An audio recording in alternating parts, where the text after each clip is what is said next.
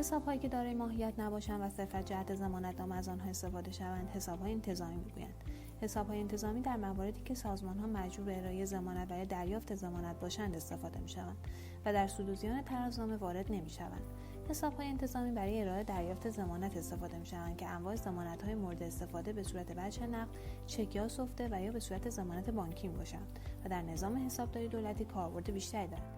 یکی از مهمترین کاربردهای حساب‌های انتظامی در حسابداری بازرگانی و در بخش مربوط به ثبت بدهی‌های احتمالی میباشد.